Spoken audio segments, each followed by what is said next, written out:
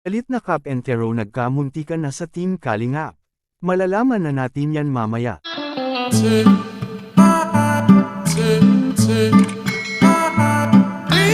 Sa namang mapalang araw sa inyong lahat mga Kalingap, sana po ay lagi kayong nakasuporta sa aking ginagawang reaction video. At kung nagustuhan po natin ang ganitong kwento, huwag po nating kalimutang mag-subscribe sa maliit na channel na ito, at paunawa ating tapusin ang kabuohang nilalaman nito. Siyempre huwag din nating kalimutang suportahan ang ama ng Kalingap na si Val Santos Matubang at Kalingap Rab. Grabe nakagulat-gulat ang mga pangyayari sa pagitan ng Team Kalingap at mga Carpentero na gumagawa sa bahay, sa isang nanay na tinutulungan ngayon na magawa ng bagong bahay ni Kalingap Rab. Di napigilan ang emosyon kay Kalingap Rab na pagsabihan ang isang Carpentero na nagsilbing, pinagtitiwalaan niya sa lahat ng gumagawa nito kaya nang dumalaw si Kalingap Rab at ang K-Boys para tingnan na ito kung ito'y ginawa ba ng maayos, ay ito ang kanilang nadatnan sa bahay na parang walang pagbabago mga Kalingap. Dahil nang nakaraan buwan nang ito'y binisita kay Kalingap Rab ay ganito na, kompleto na sa halos sa bahay kaya ng vinyl ikan na nila ay walang nagbago kahit may pinaisang lamang mga Kalingap. Kaya di napigilan ang emosyon kay Kalingap Rab na pagsalitaan ang isang gumagawa, na parang inabuso lamang ang kanyang tiwala sa taong ito, dahil mag-isang buwan na pala sa paggawa sa bagong bahay, tapos ganito lang ang kanilang nakita na walang klarong pini sa halo at wala pang bubong nito.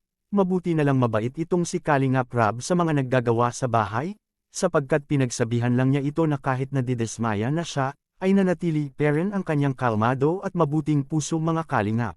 Italaga maiiwasan ang ganitong sitwasyon mga Kalingap lalo na kung ang kanilang sinasahod ay kinukuha na nila, ang pera na budget ng kanilang kikitain sa bahay na kanilang ginagawa mga Kalingap.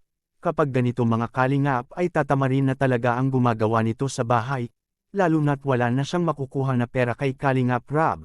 Mas mabuti pa yung Carpentero na gumagawa sa bahay ni Carla ay marunong pa itong rumaspito kaya pinupuri ng lahat ng manunood, dahil puno ito ng sipag at tiyaga lalo na yung mga kasama nito ay sumusunod sa kanya at kay Kalingap Rab, kaya may natatanggap sila na bonus galing sa mga sponsor nito, di kagaya ng gumagawa ngayon sa bahay ni Pel Omena na parang matapang, na kahit ito'y mali na ay nagmamarunong peren ito mga Kalingap.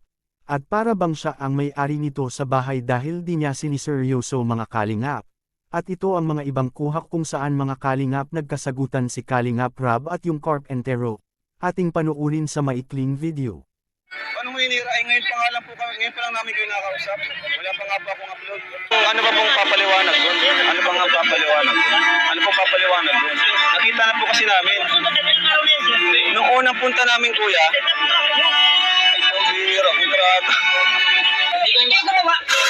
Grabe ang pangyayari na ito ay may makukuha ka talaga na leksyon, na hindi tularan ng iba dyan mga Kalingap.